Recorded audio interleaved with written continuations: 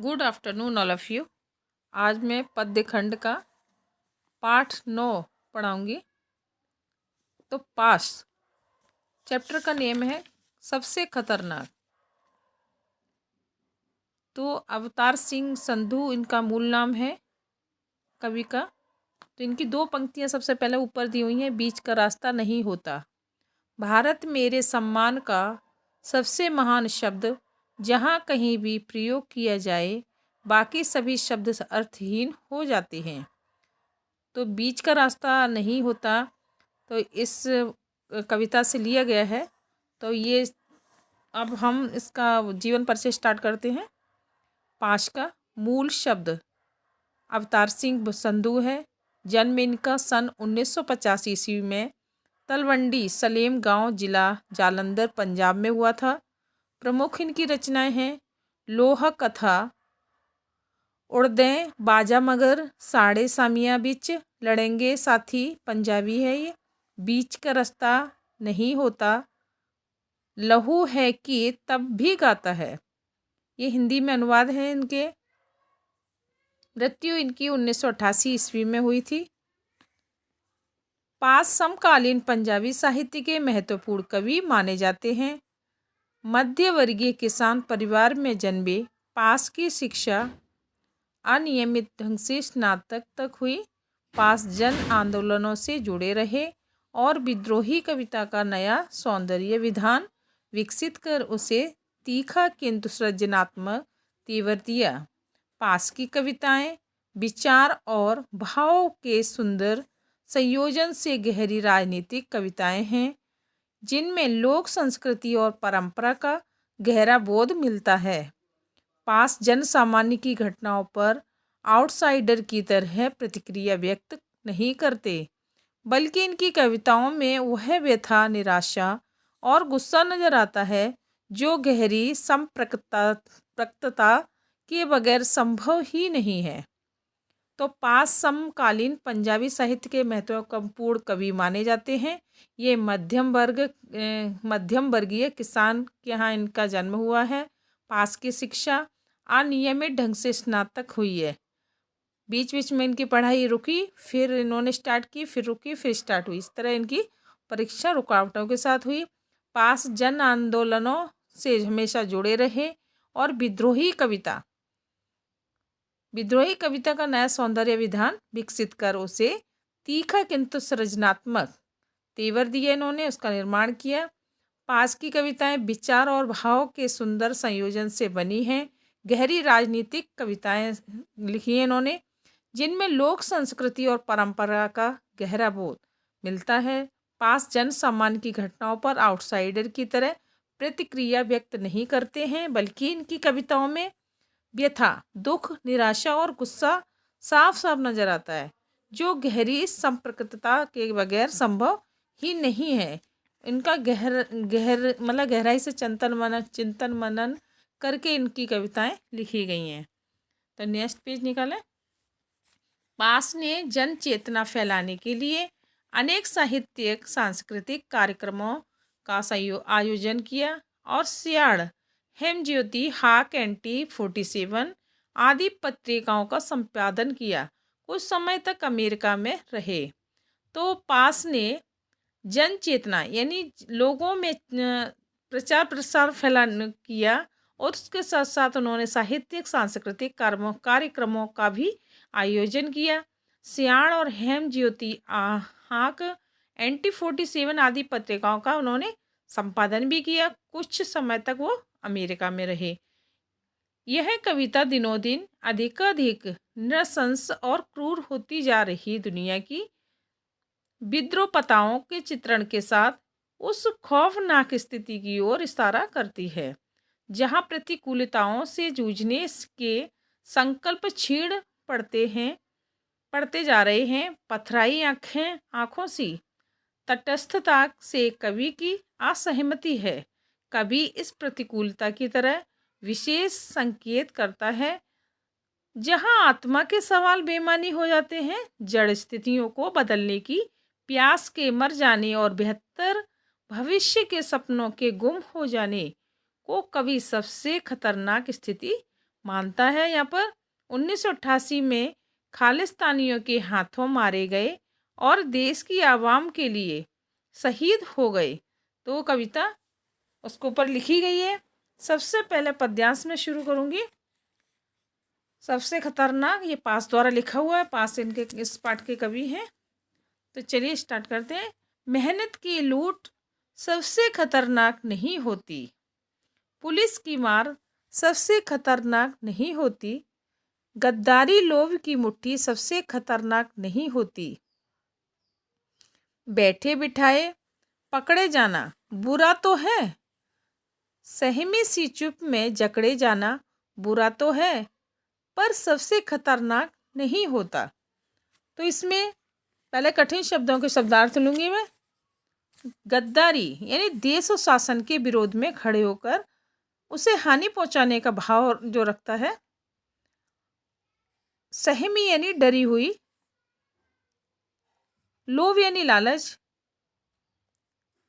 और ये अब इसका स्टार्ट कर दूँ। प्रसंग प्रस्तुत पद्यांश पंजाबी भाषा के प्रगतिवादी कवि पास द्वारा रचित, चमन लाल द्वारा अनुदित सबसे खतरनाक नामक कविता से लिया गया है।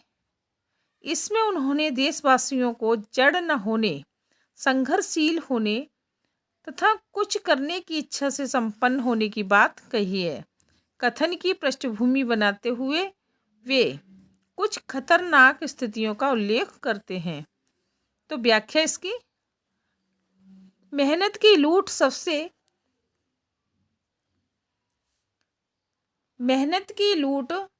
सबसे खतरनाक नहीं होती।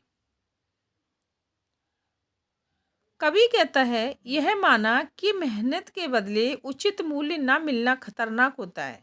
जो मनुष्य जितनी मेहनत करता है, अगर उसको मजदूरी उतनी नहीं मिले तो उसके लिए घातक होता है, परेशानी होती है। लेकिन पुलिस की मार सबसे खतरनाक नहीं होती, परंतु यह सबसे खतरनाक बात नहीं है। यह भी मानना है कि पुलिस की मार पड़ना खतरनाक नहीं होता है। गद्दारी लोभ की मुट्ठी सबसे खतरनाक नहीं होती, परंतु इससे भी अधिकतर खतरनाक बातें कुछ और भी हैं। लोभ में पड़कर देश के विरुद्ध षड्यंत्र रचना खतरनाक काम है, परंतु यह संसार का सबसे खतरनाक काम नहीं है। देश के प्रति गद्दारी अगर कोई व्यक्ति करता है तो सबसे खतरनाक काम है। आगे नेक्स्ट लाइन, बैठे बिठाए पकड़े जाना बुरा तो है। आगे कवि कहता है संघर्ष किए बिना पुलिस के द्वारा पकड़े जाना, जेल में डाल दिए जाना तो बुरी बात है। सहमी सी चुप में जकड़े जाना बुरा तो है। अन्याय के विरुद्ध चुपचाप सहन करना, सहमे पड़े रहना, ये भी बुरी बात है, पर सबसे खतरनाक नहीं होता। परंतु इन बातों से सबसे खतरनाक नहीं कहा जा सकता है। अर्थात हम कह सकते हैं जो देश के प्रति, मातृभूमि के प्रति अगर गद्दारी करता है तो वो सबसे खतरनाक है। विशेष इसमें यह कविता अपनी आवेगपूर्ण मौलिक शैली के कारण पाठकों को प्रभावित करती है।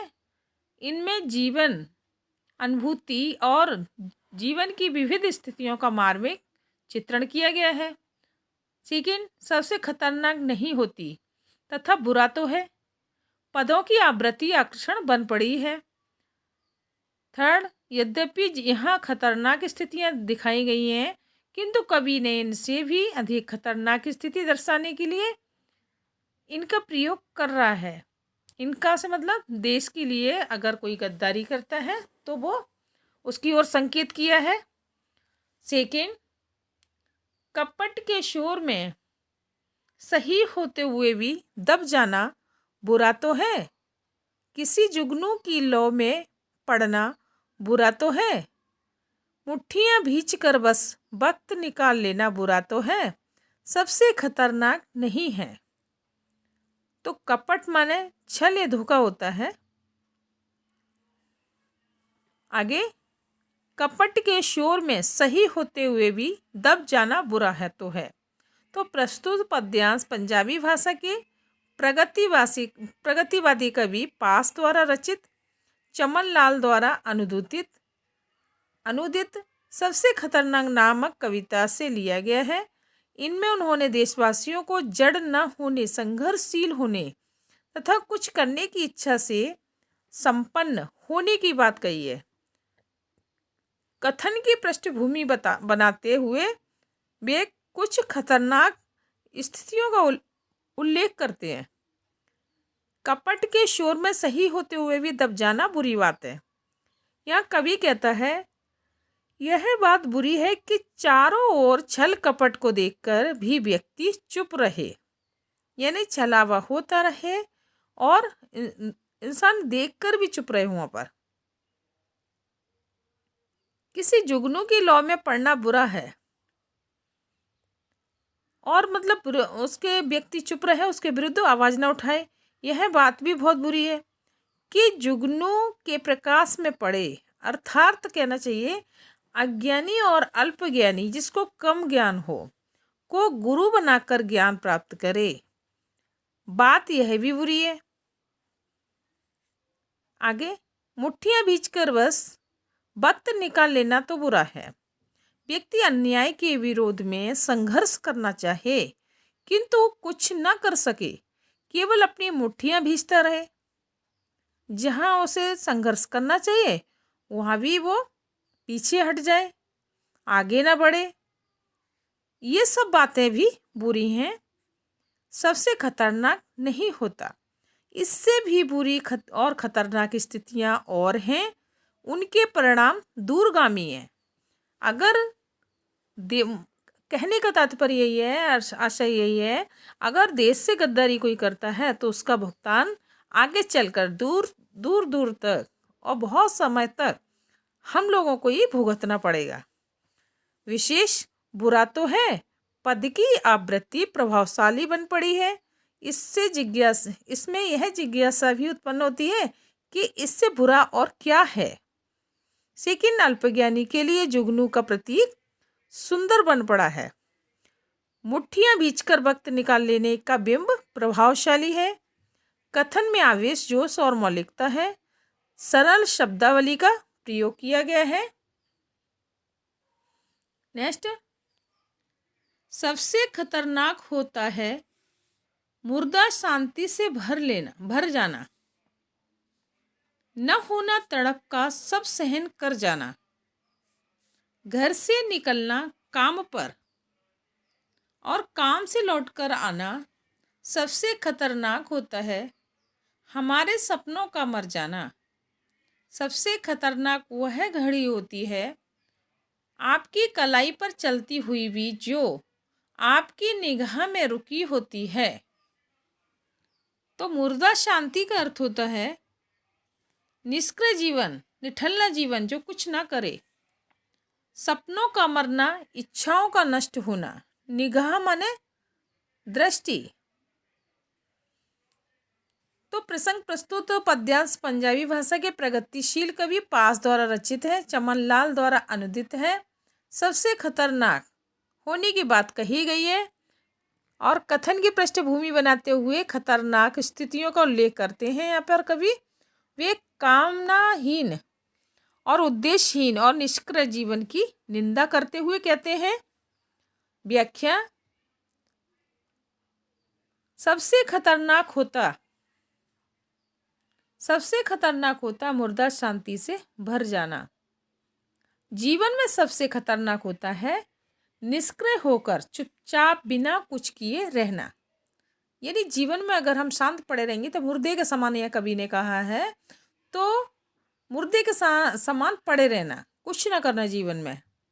न होना तड़प का सब सहन कर जाना, घर से निकलना काम पर, चाहे कितने भी कष्ट आए उन्हें बिना तड़फे मौन होकर सह जाना। घर से निकलना काम पर और काम से लौटकर आना घर पर आना। इसी तरह रोज अपने काम काज के लिए घर से निकलना और काम के बाद सीधे घर लौटाना सबसे खतरनाक होता है। ऐसा निष्क्रिय निठल्ला जीवन खतरनाक होता है। मतलब और किसी चीज़ से मतलब ही नहीं है। हमारे सपनों का मर जाना सबसे खतरनाक होता है। हमारे सपनों का मर जाना सबसे खतरनाक स्थिति यह होती है कि हमारे सपने मर जाएं, जीवन की आकांक्षा ही नष्ट हो जाए। अगर हमारी किसी चीज़ की इच्छा है तो वो पूरी न हो।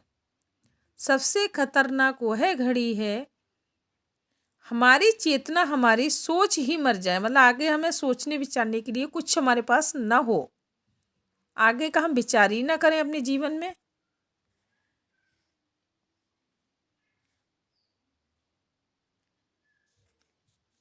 सबसे खतरनाक दृष्टि वह है, तो सबसे खतरनाक दृष्टि है जो कलाई पर बंधी घड़ी को सामने चलता देख कर भी यह सोचे कि जीवन स्थिर है। तो यहाँ हम कह सकते हैं कि सबसे खतरनाक वह है जो कलाई पे घड़ी बंधी हुई है, सामने चलता देखकर भी वह सोचे कि जीवन स्थिर है, रुक गया है। निरंतर घड़ी चलती रहती है लेकिन हमारा जीवन थम सा जाता है। अर्थात हम कह सकते हैं जो मनुष्य नित्य होते परिवर्तनों को देखकर भी उसके अनुसार ना तो बदलता है और ना बदलना चाहता है, किंतु अपने ढर्रेदार मुर्दा जीवन को सच मानता है। मतलब जो हम मतलब कहते रहे हमारे जो हमारी आदत में आ गया है, तो उसके अलावा हमें कुछ करना ही नहीं है, ना करना चाहते हैं, ना परिवर्तन अपने जीवन में लाना चाहते हैं। तो ये सबसे खतरनाक है। विशेष कवि संघर्ष और प्रगति को जीवन के लिए आवश्यक मानता है, इसलिए वह उड़ता और निष्क्रियता की निंदा करता है। कवि ठर्रेदार ठहरी हुई जीवन शैली का विरोधी है, यानी रुकी हुई जिंदगी का कोई आगे उसके कोई करने की इच्छा ना हो, कोई नया उसमें बदलाव ना लाए, केवल कामकाजी होकर वह रह जाना उसके लिए मौत के समान है। मतलब सारा सारा जीवन में स्थिर कर लेना। सपने का मर जाना लाक्षणिक प्रयोग है, यानी जो अपनी इच्छा है वो सपने जो हैं वो भी स्थिर होकर रह जाना। यह सपना आकांक्षाओं के लिए प्रयुक्त किया गया है। मुर्दा शांति में प्रयुक्त मुर्दा विशेषण अत्यंत सार्थक है। घड़ी का बिंब बहुत सार्थक है। कवि की कथन शैली अनूठी है। उर्दू शब्दों का खुलकर प्रयोग हुआ है, जैसे खतरनाक और निगाह। तो ये फर्स्ट पार्ट आपका कंप्लीट हुआ। Second next day.